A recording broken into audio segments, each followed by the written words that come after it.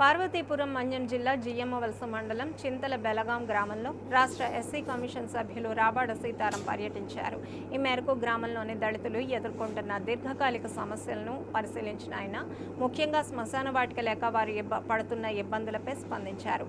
దళితుల శ్మశాన వాటిక కోసం తక్షణమే 50 సెంట్ల స్థలాన్ని కేటాయించాలని రెవెన్యూ అధికారులను ఆదేశించారు. అలాగే దళితులకు చెందిన సుమారు 12 ఎకరాల భూమి అగ్రవర్ణాల ఆక్రమణలో ఉందని ఫిర్యాదుపై ఆయన క్షేత్రస్థాయి విచారణ చేపట్టారు. పర్యటనలో భాగంగా దళితవాడలో పర్యటించిన సీతారాం అక్కడి డ్రైనేజ్ కాలువల్లో చెత్తా చెదారం పేరుకుపై ఉండడంతో అధికారులపై తీరుపై తీవ్ర అసంతృప్తి వ్యక్తం చేశారు. అనంతరం స్థానిక ప్రజల నుంచి వినతులు స్వీకరించిన ఆయన దళితులకు జరుగుతున్న అన్యాయాన్ని ముఖ్యమంత్రి చంద్రబాబు నాయుడు మరియు ఎస్సీ కమిషన్ చైర్మన్ దృష్టికి తీసుకువెళ్లి తగిన న్యాయం చేస్తామని హామీ ఇచ్చారు. దళితుల సమస్యలపై పరిష్కారంలో నిర్లక్ష్యం వహించవద్దని ఈ సందర్భంగా అధికారులను హెచ్చరించారు.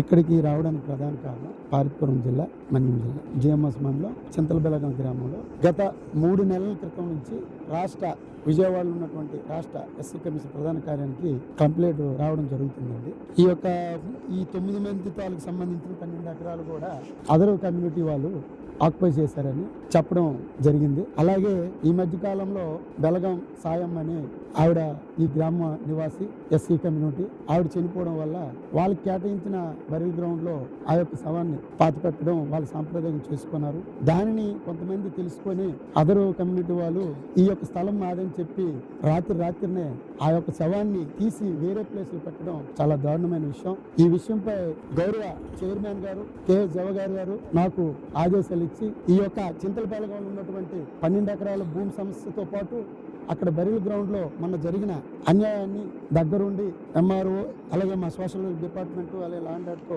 పూర్తిగా పరిశీలించి ప్రభుత్వానికి ఒక నివేదిక ఇచ్చి వాళ్ళు పూర్తిగా న్యాయం జరిగేలా చేయమని ఆయన ఆదేశాలు ఇవ్వడం జరిగింది. నిన్న టూర్ లో 24 శ్రీకాకుళం టూర్ లో భాగంగా ఈ రోజు ఉదయం నుంచి ఈ యొక్క అంశాల మీద ఈ యొక్క ఏదైతే ఈ ఎస్సీ కమ్యూనిటీకి అన్యాయం జరిగిందని దాదాపుగా 3 నెలల నుంచి వీళ్ళు ఎస్సీ కమిషన్ ని ఆశ్రయించారు. అప్పటి నుంచి కూడా దీని మీద పూర్తిగా అవగాహన ఉంది. ఎందుకంటే ఇది మొదటి నుంచి కూడా దళితులకు ఇచ్చినటువంటి భూమి, ఈ భూములు అనేవి వేరే వాళ్ళకి మారడం అనేది అది కరెక్ట్ కాదు. మరి ఇక్కడ వీళ్ళు చెప్పేది ఏంటంటే మా యొక్క ల్యాండ్స్ మేము ఎవరికి అమ్మలేదు, మేము ఎవరికి లీజుకి ఇవ్వలేదు, కానీ మా పేర్ల బదులుగా వేరే ఒక పేర్లు మారడం చాలా దారుణమని వాళ్ళు నా దృష్టికి తేవడం జరిగింది. అలాగే ఇప్పుడు ఆర్డీఓ గారు దృష్టిలో పెట్టి ఈ యొక్క సమస్యని పూర్తిగా న్యాయం జరిగేలా రాష్ట్ర ఎస్సీ కమిషన్ తరఫున ప్రభుత్వ అధికారుల దగ్గర నుంచి వాళ్ళకి న్యాయం చేసేలా